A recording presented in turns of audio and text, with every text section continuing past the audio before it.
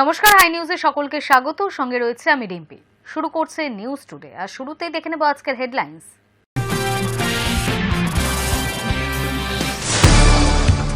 নিউটাউনে দুর্গাঙ্গনের শিলান্যাস করলেন মুখ্যমন্ত্রী মমতা বন্দ্যোপাধ্যায়। নবান্ন সূত্রে খবর, দুর্গাঙ্গন নির্মাণে আনুমানিক খরচ ধরা হচ্ছে প্রায় 262 কোটি টাকা। বিধানসভা ভোটের প্রস্তুতিতে রাজ্য জুড়ে চলছে ভোটার তালিকায় এসআইআর এর কাজ। সেই আবহে সোমবার 3 দিনের সফরে রাজ্যে কেন্দ্রীয় স্বরাষ্ট্রমন্ত্রী অমিত শাহ। এসআইআর শুনানিতে থাকতেই হবে দলের বিএলএদের, অনুমতি না দিলে আইনি লড়াই। কমিশনের সঙ্গে সংঘাতের ইঙ্গিত অভিষেকের।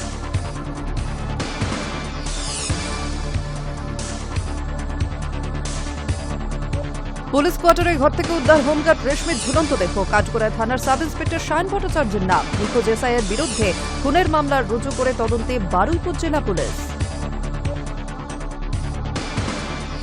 বছর শেষে বাড়তি উপহার রেলে যাত্রীদের ভিড়ের কথা মাথায় রেখে 16টি বিশেষ ট্রেনের মেয়াদ বাড়ালো দক্ষিণ পূর্ব রেল।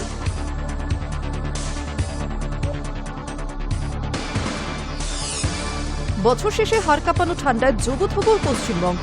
কলকাতা সহ রাজ্যের নানা প্রান্তে তাপমাত্রার পারদ নামছে, সঙ্গে রয়েছে উত্তরে হাওয়ার দাপট।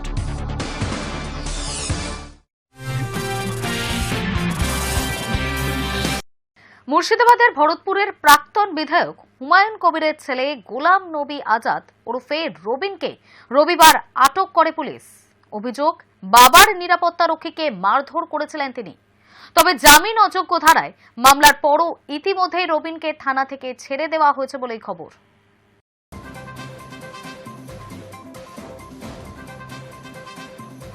মুর্শিদাবাদের ভরতপুরের প্রাক্তন বিধায়ক হুমায়ুন কবিরের ছেলে গোলাম নবী আজাদ ওরফে রবিনকে রবিবার আটক করে পুলিশ। অভিযোগ, বাবার নিরাপত্তা রক্ষীকে মারধর করেছিলেন তিনি। শক্তিপুর থানার তদন্তে উঠে আসে আরও বেশ কিছু তথ্য, যার ভিত্তিতে বিধায়ক এবং তার ছেলের বিরুদ্ধে ভারতীয় ন্যায় সংহিতার মোট 6টি ধারায় মামলা করা হয়েছে। এর মধ্যে একটি ধারা জামিন অযোগ্য। তবে সূত্রের খবর, তদন্তে সহযোগিতার শর্তে রবিনকে রাত 9টা নাগাদ থানা থেকে ছেড়ে দেওয়া হয়েছে। জানা গিয়েছে, সরকারি কর্মীকে দায়িত্ব পালনে বাধা, অসৎ উদ্দেশ্যে ভুয়ো নথি তৈরি সহ একাধিক ধারায় হুমায়ুনের ছেলের বিরুদ্ধে মামলা করা হয়। পুলিশ সূত্রে জানা গিয়েছে, প্রাক্তন বিধায়কের নিরাপত্তা রক্ষী জুম্মা খান নিজেই থানায় লিখিত অভিযোগ দায়ের করেন। তার দাবি, রবিবার হুমায়ুনের অফিসে বৈঠক চলাকালীন তিনি ছুটি চাইতে গেলে হুমায়ুনের সঙ্গে বচসা বাঁধে। অভিযোগ অনুযায়ী সেই সময় প্রাক্তন বিধায়ক তাকে চড়ও মারেন। পরিস্থিতি উত্তপ্ত হলে হুমায়ুনের পুত্র সেখানে এসে ওই কনস্টেবলকে মারধর করেন। ঘটনার পরই কনস্টেবল থানায় গিয়ে অভিযোগ জানান। এই অভিযোগের ভিত্তিতেই শক্তিপুর থানার পুলিশ রবিবার সকালে বিধায়কের বাড়িতে যায়। সেই সময় হুমায়ুন কবির বাড়িতে ছিলেন না, তিনি ছিলেন বহরমপুরে। পুলিশ তার পুত্রের খোঁজ শুরু করে এবং পরে তাকে আটক করে থানায় নিয়ে যায়। পাশাপাশি প্রাক্তন বিধায়কের অফিস এবং বাড়ির সিসিটিভি ফুটেজ সংগ্রহ করে পুলিশ। 2টি পেনড্রাইভে সেই ফুটেজ নেওয়া হয়েছে বলেই জানা গিয়েছে। তবে গোটা অভিযোগই উড়িয়ে দিয়েছেন হুমায়ুন কবির। তার পাল্টা বক্তব্য, নিরাপত্তা রক্ষী তার সঙ্গে দুর্ব্যবহার করেন এবং তাকে মারতে উদ্যত হন। হুমায়ুনের দাবি, সেই পরিস্থিতিতে তার ছেলে ওই পুলিশ কর্মীকে অফিস ঘর থেকে বের করে দেন। বিধায়কের কথায়, প্রয়োজনে সিসিটিভি ফুটেজ দিয়ে তিনি নিজের অবস্থান প্রমাণ করবেন। ঘটনার পর ক্ষোভে ফেটে পড়েন হুমায়ুন। তিনি হুঁশিয়ারি দিয়ে বলেন, পুলিশ যদি তার পরিবারের সঙ্গে কোনো রকম অশালীন আচরণ করে তবে বহরমপুর স্তব্ধ করে দেওয়া হবে এবং মুর্শিদাবাদের পুলিশ সুপারের দফতর ঘেরাও করা হবে। পরে খবর পেয়ে তিনি নিজেই শক্তিপুর থানায় পৌঁছান। এই নিয়ে রাজনৈতিক প্রতিক্রিয়াও এসেছে। তৃণমূলের মুখপাত্র অরূপ চক্রবর্তী বলেন, হুমায়ুন নিজেই নিরাপত্তা রক্ষীর গায়ে হাত তোলার কথা স্বীকার করেছেন। পুলিশের গায়ে হাত তুললে আইন অনুযায়ী ব্যবস্থা নিতেই হবে বলেও মন্তব্য করেন তিনি। Hi News Network.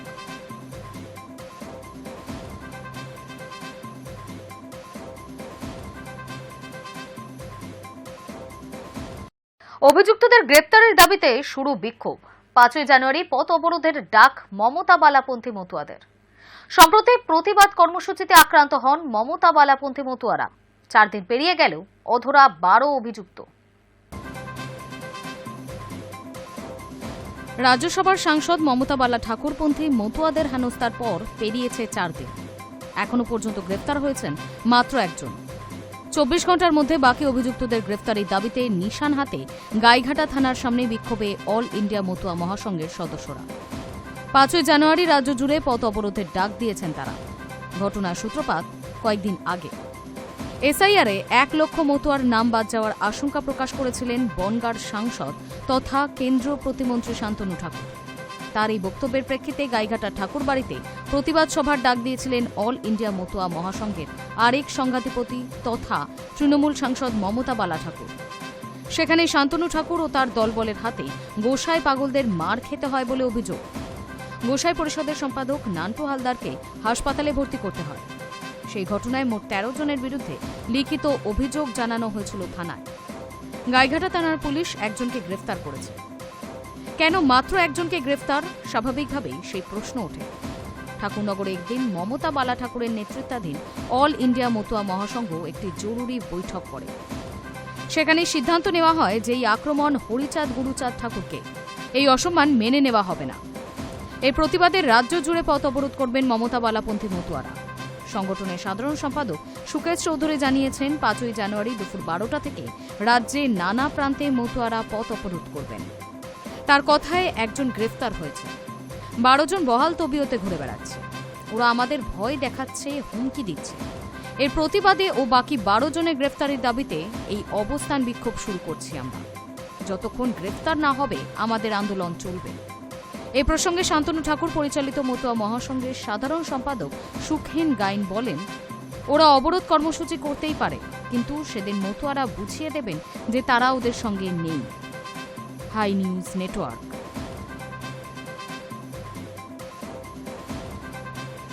Kolkata metro দিনে দিনে যাত্রীদের কাছে আতঙ্কের কারণ হয়ে দাঁড়াচ্ছে। মহানায়ক উত্তম কুমার স্টেশনে ঢোকার ঠিক আগে মেট্রো হঠাৎ ঝাঁকুনি দিয়ে থেমে যায়।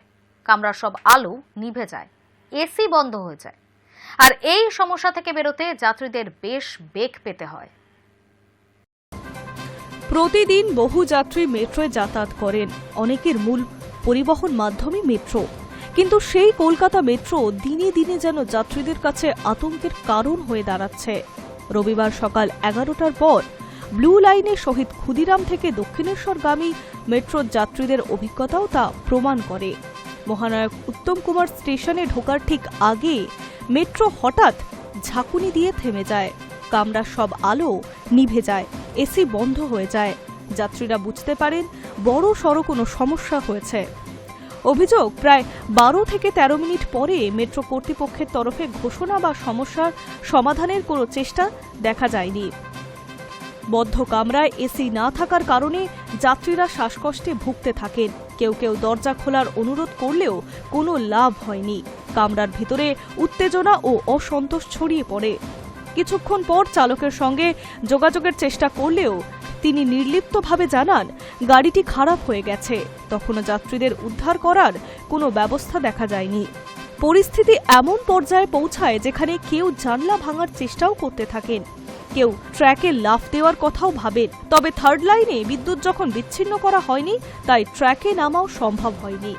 শেষমেশ মেট্রো কর্তৃপক্ষ স্লাইডিং সিঁড়ির ব্যবস্থা করেন এবং এক কামরার সঙ্গে এটি যুক্ত করা হয়। ধীরে ধীরে যাত্রীরা সিঁড়ি দিয়ে নেমে যেতে সক্ষম হন। তবে বয়স্ক বা শারীরিকভাবে দুর্বল যাত্রীদের জন্য এই উপায় ঝুঁকিপূর্ণ ছিল। প্রায় 1 ঘণ্টা এইভাবে বিভ্রাটে যাত্রীদের নিরাপত্তা নিয়ে বড় প্রশ্ন উঠছে। ওয়াকিবহল মহল মনে করছে কলকাতা মেট্রোর এই ঘটনার পর পরিষেবার ভরসা নিয়ে নতুন করে ভাবার সময় এসেছে। মাঝপথে মেট্রো থেমে গেলে আপৎকালীন ব্যবস্থা না থাকায় দরজা খুলে নেয় এবং যাত্রীদের দ্রুত উদ্ধার করতে না পারার মতো পরিস্থিতি কতটা নিরাপদ তা স্পষ্ট হয়ে গিয়েছে। নিত্য যাতায়াতের জন্য মেট্রোর ওপর ভরসা রাখার আগে কর্তৃপক্ষের উচিত স্পষ্ট ও কার্যকর নিরাপত্তা ব্যবস্থা নিশ্চিত করা। কলকাতা মেট্রো রুটের সম্প্রসারণ হচ্ছে। কয়েক মাস আগে প্রধানমন্ত্রী নরেন্দ্র মোদী বিমানবন্দর থেকে নোয়াপাড়া রুটে ইয়েলো লাইনের মেট্রো উদ্বোধন করেছেন। গ্রিন, অরেঞ্জ, ইয়েলো, ব্লু এই 4টে রুটে মেট্রো চলছে। এছাড়াও একাধিক রুটে কাজ চলছে, যা শীঘ্রই চালু করা হবে বলে জানা গিয়েছে।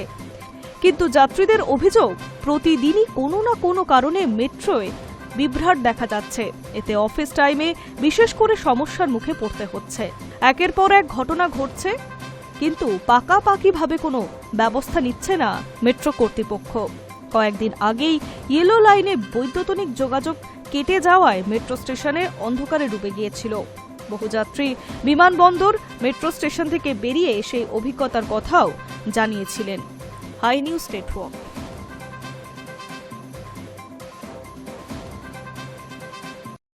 একত্রিশে ডিসেম্বর দেশ জুড়ে বন্ধের ডাক দিয়েছেন ডেলিভারি ও গিগ কর্মীরা।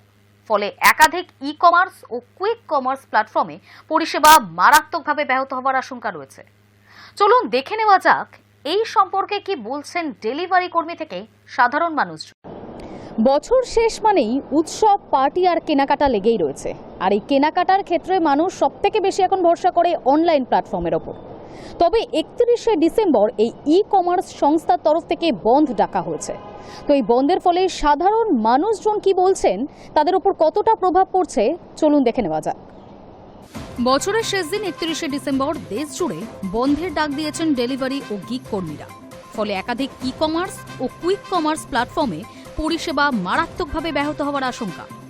আর এই বন্ধের আশঙ্কায় দুশ্চিন্তায় রয়েছেন সাধারণ মানুষজন। সাধারণ মানুষের প্রবলেম তো হবেই। এখানে অনেক আইটি সেক্টর আছে, সব ছেলেমেয়েরা বাইরে থেকে এসে চাকরি করে, তারা পেইং গেস্ট হয়ে থাকেন, তারা হয়তো অনলাইনে থেকে খাবার দাওয়া খায়। যদি অনলাইন বন্ধ থাকে তারা খাবার দাবার খাবে কোথা থেকে? যেহেতু পিজিতে থাকি বা অফিসে আসতে হবে, যদি কোনোভাবে কোনো অফকোর্স কোনো এই সেক্টর 5-এর সব দোকান বন্ধ থাকবে, তো খাওয়া দাওয়া থেকে শুরু করে বা কোনো গ্রসারি আইটেম পিজির জন্য সেটার জন্য তো খুবই প্রবলেমেটিক হবে। বাট এটাও ঠিক কথা যে দাবিটা হয়েছে সেটা হচ্ছে অনেকেই ডেলিভারি করতে এসে যদি একটুখানি টাইম লেট হয় তো সেটাতে প্রবলেম হয়, অনেকেই বাজে ব্যবহার করে। তো সেটার জন্য সেই দাবিটা অবশ্যই ঠিকঠাক দাবি, বাট আমাদের জন্য খুবই প্রবলেমেটিক। एज अ कस्टमर तो ये बहुत हम लोग के लिए पेनफुल है, क्योंकि मैं अपनी पर्सनल बात करता हूँ क्योंकि मैं यहाँ पे अकेले रहता हूँ, तो ये ऑनलाइन ही मंगवाता हूँ। अभी इस पर क्या अभी प्रॉब्लम हो रहा है, उन लोग को जो डिलीवरी बॉयज़ है उन लोग का भी जो प्रॉब्लम है वो भी जेन्युइन है और हमारा भी जेन्युइन प्रॉब्लम है कि हमें भी थोड़ी तकलीफ हो रही है।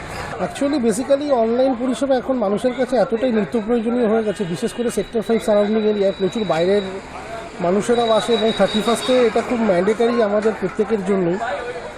মানছি যে তাদেরও কিছু দাবি দেওয়া আছে, তাদের দাবি দেওয়াগুলোকেও অবশ্যই আমরা মাথায় রাখছি, কিন্তু সেটা নিয়ে প্রত্যেকের দুতরফের থেকেই ভাবা উচিত।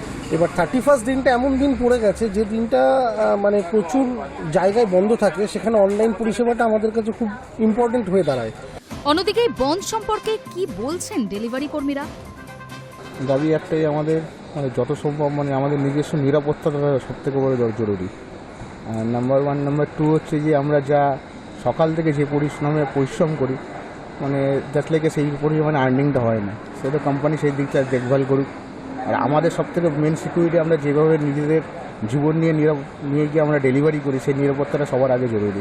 আইটি অফলাইন হয়ে গেলে আমরা ইনসেপ্টিভটা পাচ্ছি না। আমাদের ইনসেপ্টিভ সারাদিন যে কাজ করলাম, যেটুকু কাজ করলাম সেই আর্নিংটাই পেলাম, সেদিনকার কাজ করাটা যেটুকু আর্নিং হলো ওটুকু, এক্সট্রা কিছু ইনসেপ্টিভটা আমরা পেলাম না।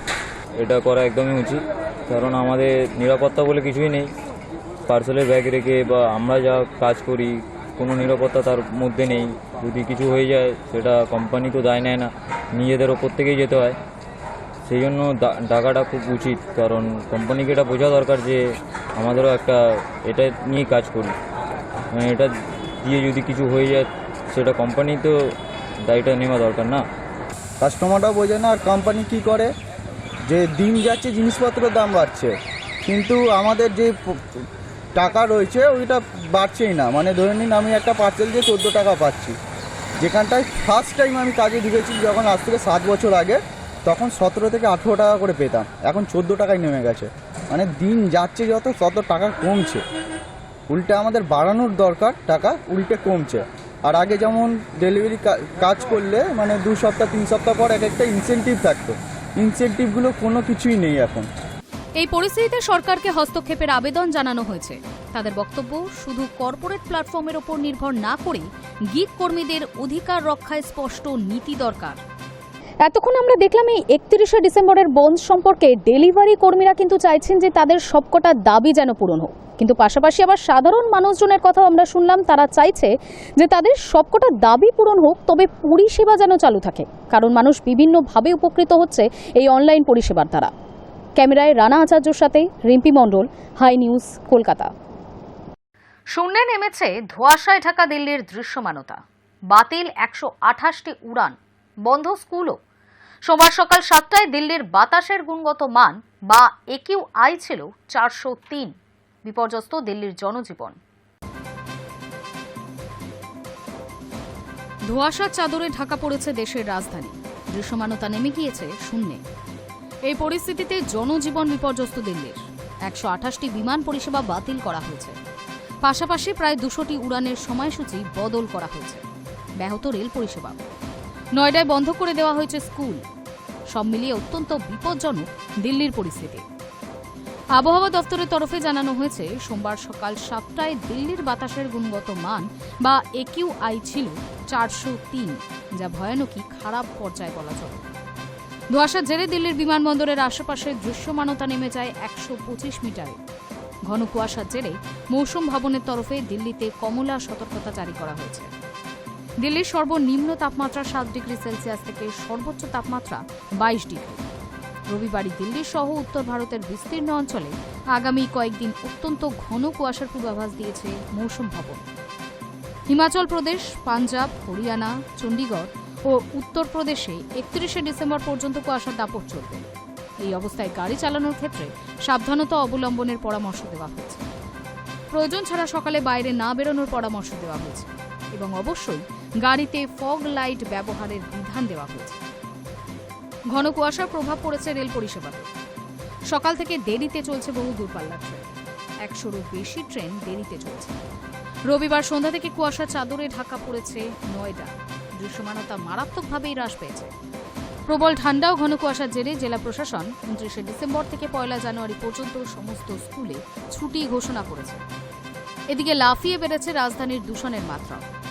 কেন্দ্রীয় দূষণ নিয়ন্ত্রণ বোর্ডের রিপোর্ট অনুযায়ী দিল্লির বাতাসের গড় গুণগত মান 403। আনন্দ বিহারের AQI সবচেয়ে খারাপ। ইন্দিরা গান্ধী আন্তর্জাতিক বিমানবন্দরে 317, IIT দিল্লিতে 362, লোধি রোডে 359 এবং চাঁদনি চকে বাতাসের গুণগত মান 423। Hi News Network.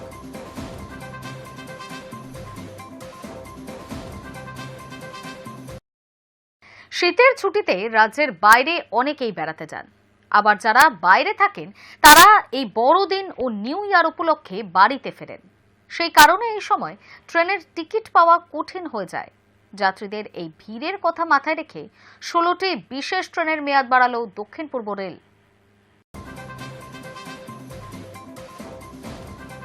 শীতের ছুটিতে পর্যটন কেন্দ্রগুলিতে ভিড় ক্রমশ বাড়ছে। অনেকে এই ছুটিতে রাজ্যের বাইরে বেড়াতে যান, আবার যারা বাইরে থাকেন তারা এই বড়দিন ও নিউ ইয়ার উপলক্ষে বাড়ি ফেরেন। সেই কারণে এই সময়ে ট্রেনে টিকিট পাওয়া কঠিন হয়ে যায়। যাত্রীদের এই ভিড়ের কথা মাথায় রেখে 16টি বিশেষ ট্রেনের মেয়াদ বাড়ালো দক্ষিণ পূর্ব রেল। খড়গপুর ডিভিশনের পক্ষ থেকে জানানো হয়েছে, জানুয়ারি তো বটেই, ফেব্রুয়ারি পর্যন্ত বেশ কয়েকটি ট্রেনের মেয়াদ বাড়ানো হয়েছে। রেল সূত্রে জানা গিয়েছে, শালিমার ভঞ্জপুর স্পেশাল ট্রেনের মেয়াদ 1 জানুয়ারি থেকে বাড়িয়ে 28 ফেব্রুয়ারি করা হয়েছে, আর ভঞ্জপুর শালিমার স্পেশাল ট্রেনের মেয়াদ 3রা জানুয়ারি থেকে বাড়িয়ে 2রা মার্চ পর্যন্ত করা হয়েছে। ভঞ্জপুর পুরী স্পেশাল ট্রেনের মেয়াদ 1 জানুয়ারি থেকে বেড়ে 28 ফেব্রুয়ারি পর্যন্ত করা হয়েছে। পুরী ভঞ্জপুর স্পেশাল ট্রেনটি 1 মার্চ পর্যন্ত চলবে। শালিমার পুরী স্পেশাল ট্রেনের মেয়াদ বাড়ছে 22 ফেব্রুয়ারি পর্যন্ত। পুরী শালিমার স্পেশাল ট্রেনটি চলবে 23 ফেব্রুয়ারি পর্যন্ত। সাঁতরাগাছি দীঘা স্পেশাল ট্রেনের মেয়াদ বাড়ছে 28 ফেব্রুয়ারি। একইভাবে দীঘা সাঁতরাগাছি বিশেষ ট্রেনের মেয়াদও বাড়ছে 28 ফেব্রুয়ারি পর্যন্ত। সাঁতরাগাছি দীঘা, দীঘা সাঁতরাগাছি বিশেষ ট্রেনের মেয়াদ বাড়ছে 22 ফেব্রুয়ারি পর্যন্ত। সাঁতরাগাছি ইহালাঙ্কা ট্রেনটি চলবে 15 জানুয়ারি পর্যন্ত। ইহালাঙ্কা সাঁতরাগাছি বিশেষ ট্রেনটি চলবে 17 জানুয়ারি পর্যন্ত। Shalimar MGR Chennai central special ট্রেনের মেয়াদ 26 জানুয়ারি পর্যন্ত বাড়ানো হয়েছে, আর MGR Chennai central Shalimar special ট্রেনটি 28 জানুয়ারি পর্যন্ত চলবে। সাঁতরাগাছি অজমের বিশেষ ট্রেনটি 23শে ফেব্রুয়ারি পর্যন্ত চলবে, আর অজমের সাঁতরাগাছি বিশেষ ট্রেনের মেয়াদ 26শে ফেব্রুয়ারি পর্যন্ত বাড়ানো হয়েছে বলে দক্ষিণ পূর্ব রেল সূত্রে খবর। যাত্রীরা এই সিদ্ধান্তকে স্বাগতও জানিয়েছেন। Hi News Network. ফের মর্মান্তিক দুর্ঘটনা রেলে। রবিবার গভীর রাতে দাউ দাউ করে আগুন ধরে যায় টাটানগর এর্নাকুলাম এক্সপ্রেসে। দুটি কোচ একেবারেই আগুনের গ্রাসে চলে যায়। দুটি কোচ মিলিয়ে মোট 198 জন যাত্রী ছিলেন, মৃত অন্তত এক। ফের মর্মান্তিক দুর্ঘটনার কবলে রেল। রবিবার গভীর রাতে দাউ দাউ করে আগুন ধরে যায় টাটানগর এর্নাকুলাম এক্সপ্রেসে। দুটি কোচ একেবারে আগুনের গ্রাসে চলে যায়। জানা গিয়েছে দুটি কোচ মিলিয়ে মোট 158 জন যাত্রী ছিলেন। ইতিমধ্যেই তাদের মধ্যে একজনের মৃত্যু হয়েছে আগুনে পুড়ে, তবে এখনো মৃতের সংখ্যা বাড়েনি। প্রাথমিকভাবে জানা গিয়েছে ট্রেনে আগুন লাগার ঘটনাটি ঘটেছে অন্ধ্রপ্রদেশের একটি অঞ্চলে। ওই এলাকাটি বিশাখাপত্তনম থেকে 66 কিলোমিটার দূরে। পুলিশ সূত্রে খবর, রবিবার রাত 1:45 নাগাদ আগুন লাগার খবর আসে তাদের কাছে। প্যান্ট্রি কারের ঠিক পাশেই থাকা B1 এবং M2 কোচে দাউ দাউ করে আগুন ধরে যায়। দুই বাতানুকূল কামরায় যথাক্রমে 82 জন এবং 76 জন যাত্রী ছিলেন। লোকো পাইলটদের চোখে পড়ে যায় দুই কামরায় আগুন ধরেছে। সঙ্গে সঙ্গে ট্রেন থামিয়ে দেওয়া হয়। আগুনের শিখা দেখে আতঙ্কিত হয়ে পড়েন যাত্রীরা। কোনো মতে তাদের কামরা থেকে নামিয়ে আনা হয়। স্থানীয় দমকল বাহিনীর সাহায্যে আগুন নেভানোর কাজ শুরু হলেও শেষ পর্যন্ত দুটি কামরায় পুড়ে ছাই হয়ে গিয়েছে। যাত্রীদের উদ্ধার করা গেলেও তাদের যাবতীয় জিনিসপত্র চলে গিয়েছে আগুনের গ্রাসে। আগুন নেভানোর পর B1 কামরা থেকে এক বৃদ্ধর দগ্ধ দেহ উদ্ধার করা হয়। 70 বছর বয়সী ওই বৃদ্ধার নাম চন্দ্রশেখর সুন্দর। তিনি বিজয়ওয়াড়ার বাসিন্দা। দাউ দাউ আগুনে জ্বলতে থাকা কামরা থেকে তিনি বেরোতে পারেননি। তবে বাকি যাত্রীরা সকলে সুস্থ আছেন বলে রেলের তরফে জানানো হয়েছে। পুড়ে যাওয়া দুই কামরায় সারিয়ে ফের গন্তব্যের উদ্দেশ্যে যাত্রা শুরু করে ট্রেনটি। সব মিলিয়ে 2000 যাত্রী ছিলেন ওই আগুন লেগে যাওয়া ট্রেনে। Hi News Network.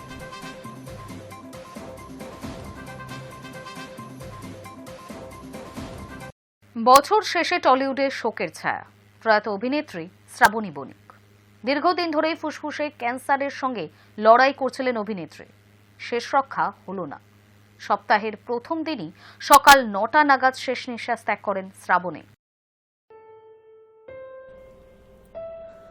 বছর শেষে টলিউডে শোকের ছায়া।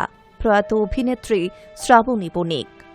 ছোট পর্দা থেকে বড় পর্দা কিংবা নাটকের মঞ্চ, সর্বত্র অবাধ বিচরণ ছিল শ্রাবণীর।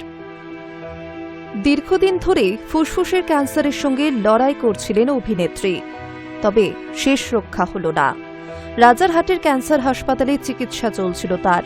সপ্তাহের প্রথম দিনেই সকাল 9টা নাগাদ শেষ নিঃশ্বাস ত্যাগ করেন শ্রাবণী বণিক। শ্রাবণীর ব্যয়বহুল ক্যান্সার চিকিৎসার জন্য সমাজ মাধ্যমে সাহায্য চান ছেলে অচ্যুত আদর্শ। মায়ের চিকিৎসার জন্য 12 লক্ষ টাকার প্রয়োজন বলে জানিয়েছিলেন। সকলকে এগিয়ে আসার অনুরোধ জানিয়েছিলেন শ্রাবণীর পুত্র অচ্যুত। তিনি নিজের পোস্টে বারবার মায়ের সাহসের কথা উল্লেখ করেছিলেন। যদিও এই রোগটা যেন ভিতর থেকে নাড়িয়ে দেয় গোটা পরিবারকে। লালকুঠি, রাঙাবৌ, গধুলি আলাপ, সোহাগ চাঁদ এর মতো অজস্র ধারাবাহিকে শ্রাবণীর অভিনয় সকলেরই নজর কেড়েছিল। এছাড়াও তরুণ মজুমদারের পরিচালনায় আলো, চাঁদের বাড়ির মতো ছবিতে অভিনয় করেছেন তিনি। কয়েক মাস আগে তার অসুস্থতার খবর ছড়িয়ে পড়তেই অভিনেত্রী জানিয়েছিলেন এ বিষয়ে কথা হোক তিনি চান না, তবে তিনি আশাবাদী দ্রুত সুস্থ হয়ে উঠবেন। শ্রাবণের মৃত্যুর খবর পেয়ে টলিপাড়ার অনেকেই ইতিমধ্যে শোক প্রকাশ করেছেন। Hi News Network. News today এখনকার মতো এই পর্যন্তই। বিভিন্ন খবরের সাথে আপডেট থাকতে চোখ রাখুন হাই নিউজে। নির্ভীক, নিরপেক্ষ।